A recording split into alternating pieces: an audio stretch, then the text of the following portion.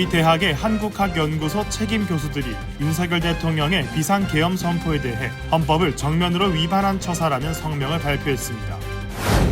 윤석열 대통령의 심야 계엄 선포가 한미 관계에도 부정적 영향을 미친다는 평가가 나왔습니다. 뉴욕 경찰이 유나이티드 헬스케어 CEO를 표적 살해한 용의자를 공개 수배했습니다.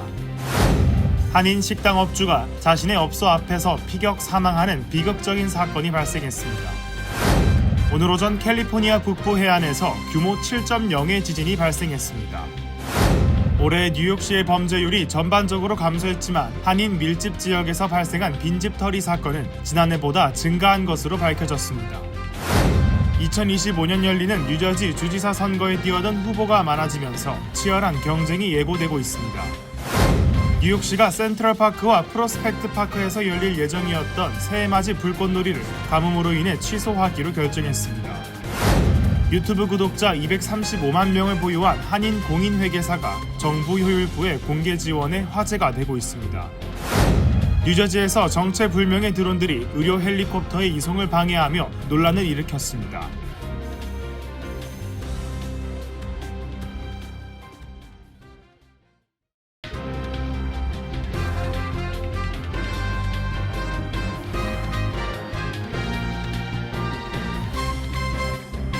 시청자 여러분 안녕하십니까? KBTV 뉴스9 전상입니다.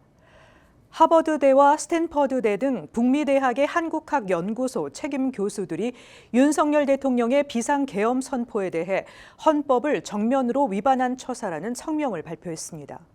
교수들은 윤 대통령의 계엄 선포를 강력히 규탄하며 권리 수호를 위해 나선 한국 시민들을 지지할 것이라고 밝혔습니다. 니콜라스 하크니스 하버드대 교수 등 북미 13개 대학의 한국학연구소장은 영어로 된 성명을 내고 2024년 12월 3일 오후 10시 24분 대한민국 윤석열 대통령은 계엄을 선포하며 권위주의적 과거를 부활시켰다며 윤 대통령의 계엄 선포는 헌법과 절차적 법률을 정면으로 위반한 것이라고 비판했습니다. 이들은 대한민국 헌법 제77조는 전시 또는 이에 준하는 국가 비상사태에서 군사적 필요나 공공질서를 유지하기 위해 필요한 경우에만 계엄을 선포할 수 있다고 규정하고 있다며 현재 대한민국의 정치, 사회적 상황은 전시 또는 이에 준하는 국가 비상사태의 기준을 충족하지 않는다고 주장했습니다. 이들은 한국 역사는 대중의 의지에 반하는 어떤 정치적 권위도 결국에는 무너질 수밖에 없다는 사실을 여러 차례 증명해 왔다며 이는 대한민국이 설립된 근본 원칙을 상기시키는 역사적 교훈이라고 강조했습니다. 또 역사를 외면하면 그 대가는 반드시 치르게 된다고 덧붙였습니다. 이번 성명에는 하크니스 소장과 신기욱 스탠퍼드대 쇼렌스타인 아시아태평양 연구소장을 비롯해 UC 버클리 안진수 소장, UCLA 이남희 소장, 미시건대 류영주 한국학연구소장, 썰레스트 에링턴 조지 워싱턴대 소장과 돈 베이커 브리티시 콜롬비아대 소장 등이 이름을 올렸습니다. 윤석열 대통령의 심야 계엄 선포로 인한 일련의 전국 혼란이 혈맹 한미 관계에도 부정적 영향을 미친다는 평가가 나왔습니다. 또 이번 계엄이 2024년 들어 세계에서 가장 큰 정치적 실책이라는 의견도 나왔습니다.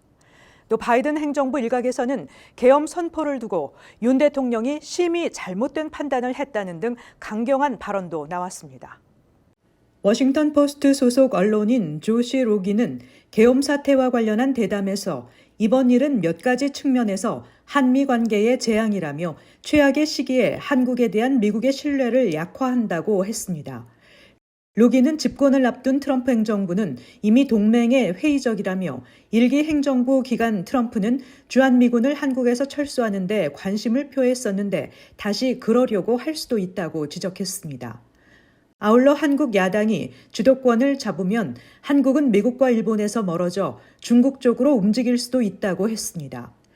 그러면서 중국의 경우 이를 그들의 행운으로 믿어서는 안 된다고 경고했습니다. 한국 관련 기사를 꾸준히 다룬 로기는 윤 대통령이 계엄을 선포하고 군의 의회 폐쇄를 지시했다는 소식은 솔직히 충격적이었다며 한국 정치는 언제나 극적이지만 이런 일은 누구의 시나리오에도 없었다고 했습니다. 특히 윤 대통령은 전임자의 권력 남용을 추적한 검사였다며 이 때문에 이번 조치는 평소 그의 성정과는 달라 보였다라고 하면서 용의 주도하지 못했고 제대로 실행되지도 않았다고 지적했습니다. 이와 함께 워싱턴 포스트 소속 언론인인 키스비 리츠버그는 통상 지도자는 군이 자신의 명령을 따르리라는 일종의 확신이 없다면 이런 선포를 하지 않았을 것이라고 했습니다. 그는 이번 계엄이 2024년 들어 세계에서 가장 큰 정치적 실책이라고도 평가했습니다. 어제 오전 뉴욕시 맨하탄 도심 한복판에서 유나이티드 헬스케어 CEO를 표적 살해하는 사건이 발생한 가운데 수사 당국이 용의자를 공개 수배했습니다. 현장에서 회수된 탄피에는 지연, 거부, 방어라는 글자가 새겨져 있었던 것으로 확인됐습니다. 길현민 기자의 보도입니다. 어제 오전 뉴욕시 맨해튼에서 유나이티드 헬스케어 최고 경영자 브라이언 톰슨이 표적 총격을 받아 사망하는 사건이 발생했습니다. 톰슨은 뉴욕 힐튼 미드타운 호텔 근처에서 총격을 당했으며 범인은 검은 자켓에 마스크를 쓰고 회색 백팩을 메고 있었습니다. 총격 후 범인은 전기 자전거를 타고 센트럴파크 방향으로 도주했으며 현재 24시간이 지나도록 용의자는 검거되지 않았습니다. 경찰은 현장에서 발견된 탄피에 지연, 거부, 방어라는 메시지가 새겨져 있는 것을 확인하고 범행 동기를 추적 중입니다. 톰슨은 2021년부터 유나이티드 헬스케어의 CEO로 재직해왔으며 회사는 환자와의 보험 청구 문제로 비판을 받아왔습니다. 경찰은 범인이 근처 스타벅스에서 물과 단백질 바를 구입한 뒤 이를 버린 흔적을 증거로 확보했습니다. 톰슨의 부인 폴렛 톰슨은 남편이 과거에 위협을 받았다는 이야기를 들었지만 구체적인 내용은 공개하지 않았습니다. 유나이티드 헬스그룹은 톰슨을 동료들과 직원들에게 존경받는 인물로 추모하며 사건의 수사를 지원하고 있습니다. KBTV 뉴스 길현민입니다. 한인 식당 업주가 자신의 업소 앞에서 피격 사망하는 비극적인 사건이 발생했습니다. 사건 당시 한인 업주는 업소 앞 자신의 차량에 앉아 있었는데 청소년들이 벌인 총격전에 날아든 총탄에 목숨을 잃은 것으로 전해졌습니다. 테네시주 내슈빌 메트로 경찰국에 따르면 지난달 24일 오후 11시쯤 안티오크시 밀크립 빌리지 쇼핑센터 내에서 치킨 식당 핫스터프를 운영하던 39세 한인 주화랑 씨가 청소년들의 차량 간 총격전에 휘말려 피격 사망했다고 지역 언론이 보도했습니다. 보도에 따르면 주 씨는 식당을 나와 자신의 복스바겐 차량에 탑승한 상태에서 가슴에 총을 맞았고 그 총격으로 차량이 급가속하며 1300 블럭벨 로드에 위치한 치과 사무실로 돌진했습니다. 이 사고로 치과 사무실도 심각한 피해를 입은 것으로 전해졌습니다. 내슈빌 한인회에 따르면 주 씨는 몇 년 전 내슈빌로 이주해 치킨 식당을 운영해왔으며 아내와 2살과 4살 두 자녀를 둔 가장입니다. 내슈빌 현장을 방문했던 성명환 애틀란타 총영사관 경찰 영사는 용의자 모두 미성년자들이며 이들 때문에 발생한 총격으로 주하랑 씨가 안타깝게 희생된 것으로 추정된다며 이들을 성인 범죄자로 기소하기 위한 재판이 열릴 예정이라고 전했습니다. 내슈빌 한인회는 고인의 안타까운 사고로 이 세상에 남겨진 어린 자녀와 아내를 위해 장례 비용 등을 마련하기 위해 모금 운동을 벌이고 있다면서 한인들의 후원을 당부했습니다. 경찰은 주 씨 총격 살해 사건과 관련해 17세 쌍둥이 형제를 기소했으며 또 다른 한 명인 마르코스 레이바 에르난데스를 체포했습니다.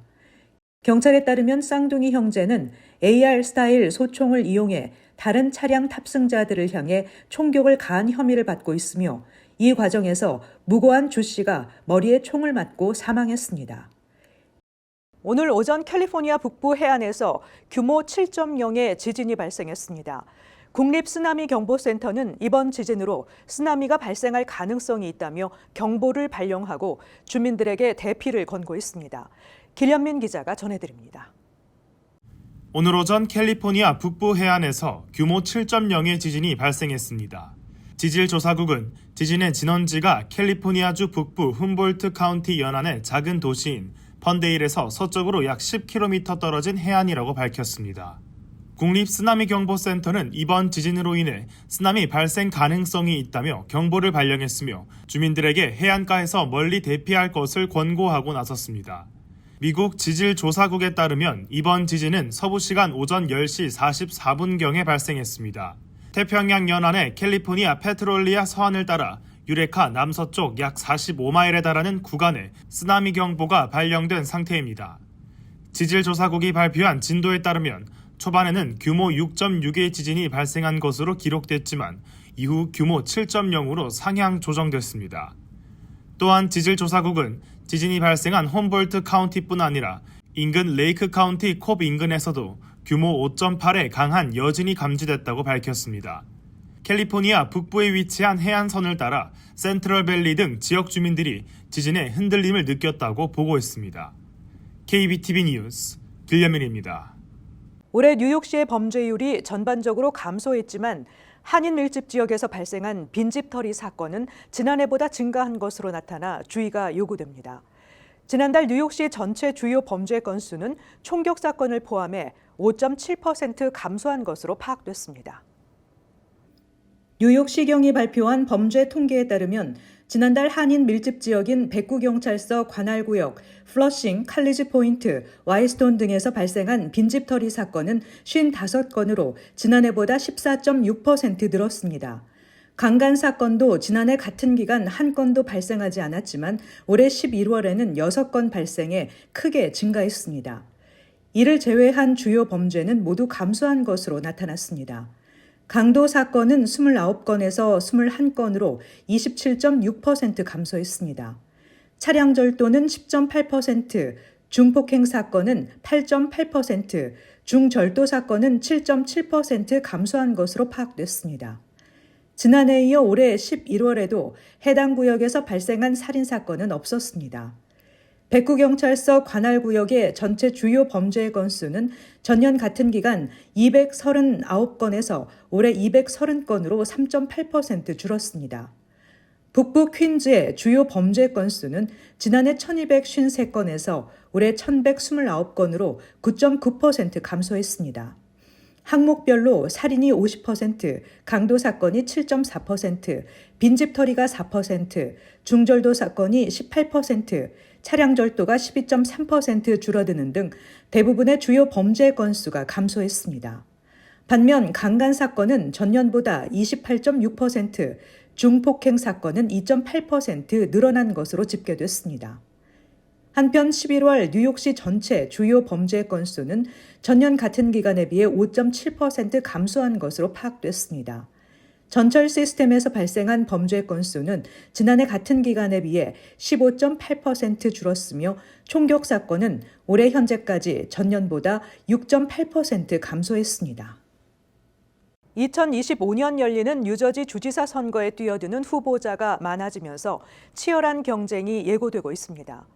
뉴저지 주지사 선거 출마를 선언한 5명의 후보자가 어제 열린 포럼을 통해 한자리에 모였습니다. 길련민 기자가 전해드립니다.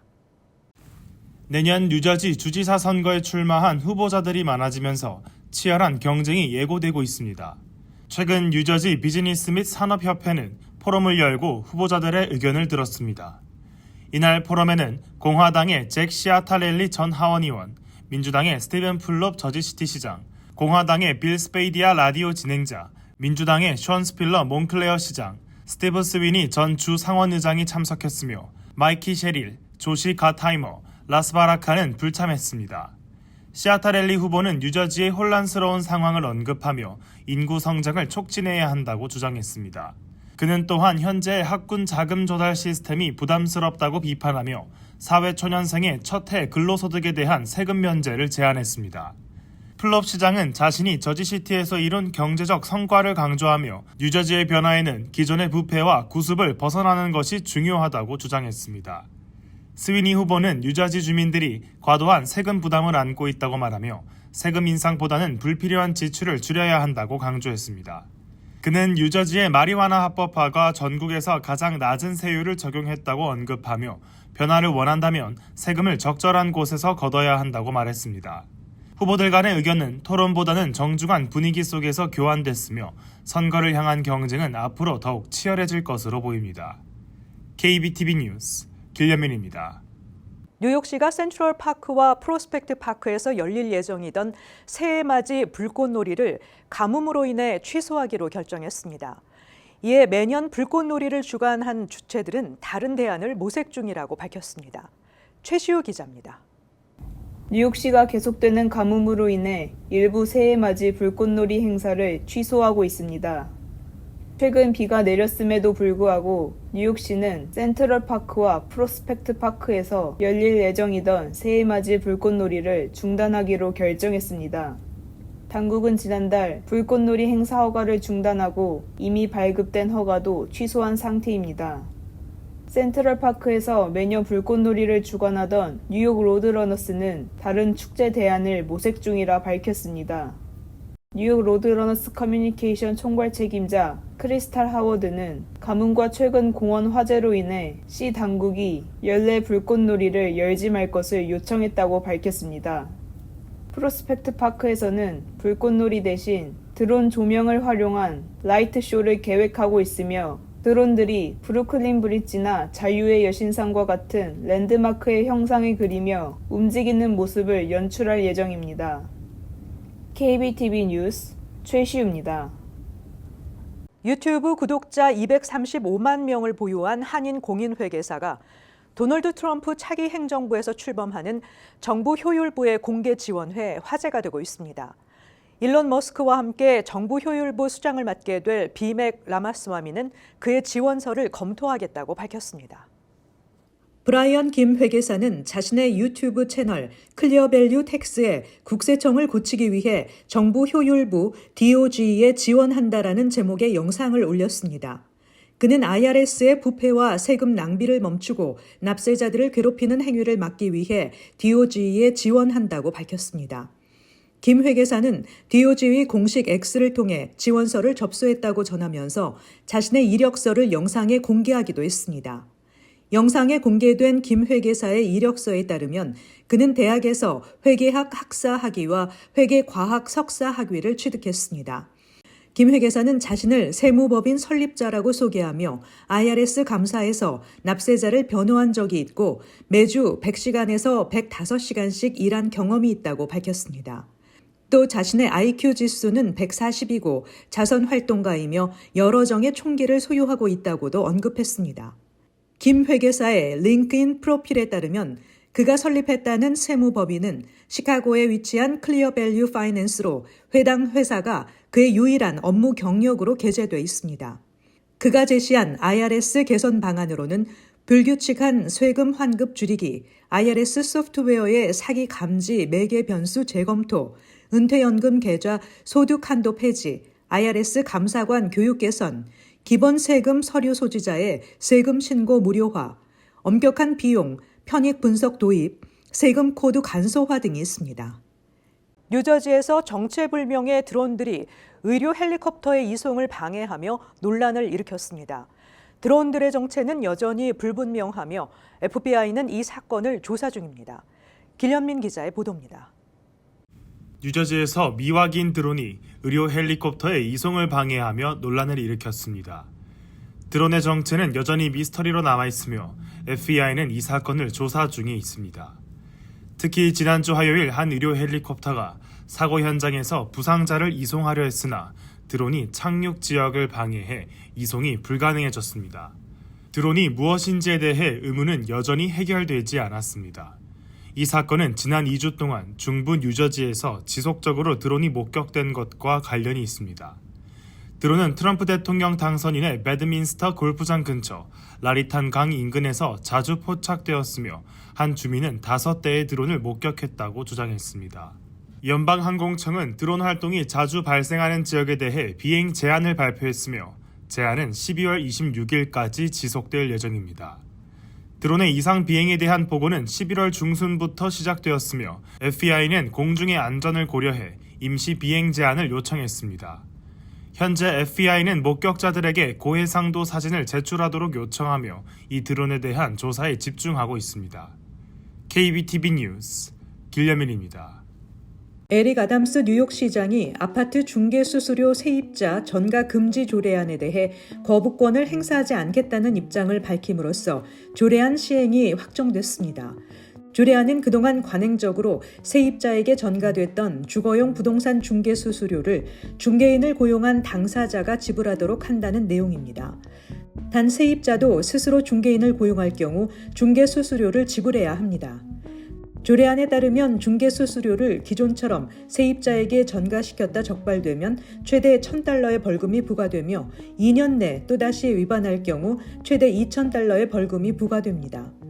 이와 함께 조례안에는 임대인이나 임대대리인의 경우 임대계약서에 임대료 외 보증금과 첫 달 임대료 등 아파트 입주 전 지불해야 하는 총 비용을 명확히 공개해야 한다는 내용도 포함됐습니다. 에릭 아담스 뉴욕시장은 저소득층을 위한 세금 감면 계획을 발표했습니다. 이 계획은 가구 소득이 연방 빈곤선 150% 이하인 납세자 중 자녀 등 부양 가족이 있는 뉴요커들의 시소득세를 면제하고 150%를 근소하게 넘는 납세자에게는 시소득세를 낮춰주는 내용을 포함하고 있습니다. 이번 계획안이 실행될 경우 42만 9,600명에 달하는 납세자와 부양가족이 뉴욕시 인컴텍스 면제 혜택을 보게 되며 약 15만 2,500명 이상이 세금 감면을 보게 될 것으로 기대됩니다. 아담스 시장은 2026 회계년도 주 예산안의 일환으로 이번 계획안을 주의회에서 통과시켜 줄 것을 강력히 요청했습니다. 법안이 통과되면 대상자들은 2025 세금부터 면제 및 감면 혜택을 받을 수 있습니다. 서포 카운티에 따르면 카운티 내 100개 교차로에 설치된 216개의 신호위반 단속 카메라 운영 조례안이 연장되지 않으면서 지난 1일부로 운영이 중단됐습니다. 서포 카운티 신호위반 단속 카메라 운영 중단은 14년 만입니다. 서포 카운티에서는 그동안 신호위반 단속 카메라 설치 이전 대비 교통사고 부상자 수가 감소했지만 차량 후방 충돌 사고가 증가하는 등 전체 교통사고가 설치 이전에 비해 8.6% 증가함에 따라 카운티 의회는 단속 카메라 운영 연장에 대한 논의가 적극적으로 이루어지지 않았습니다. 또한 신호위반 단속 카메라 운영이 카운티 정부의 세수 확보 수단에 불과하다는 지적을 받아오기도 했습니다. 블루크로스 블루쉴드 보험을 사용하는 사람들은 수술이 특정 기간 제한을 벗어나는 경우 마취 서비스 비용을 직접 지불해야 할 가능성이 높아졌습니다. 이는 뉴욕주, 미조리주, 커네티컷주의 환자에게 적용됩니다. CBS 관계자는 2025년 2월 1일 이후 처리된 청구부터 이 조치가 시작된다고 발표했습니다. 단 22세 미만의 환자와 산모 관련 치료가 필요한 환자는 제외됩니다. 한편 캐시오클 주지사는 X를 통해 이 같은 발표가 놀랍다며 뉴욕 주민들이 보호받도록 조치를 취할 것이라고 밝혔습니다. 잠시 후 커뮤니티 브리핑을 전해드립니다.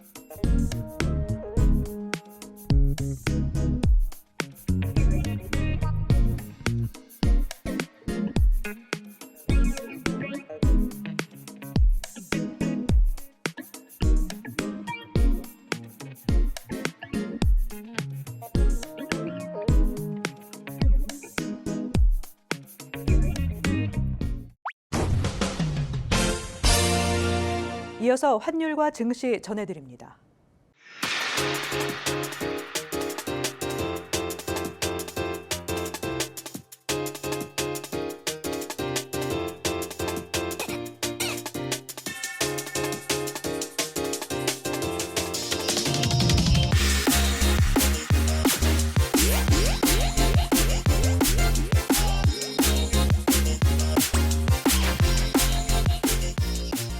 잠시 후 뉴욕과 뉴저지 날씨 전해드립니다.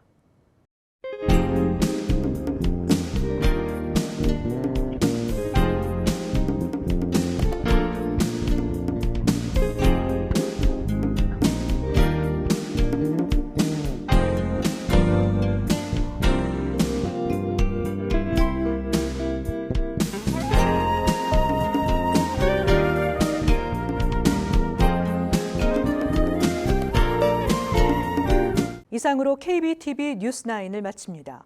오늘도 시청해주신 여러분 고맙습니다. 편안한 밤 되시기 바랍니다.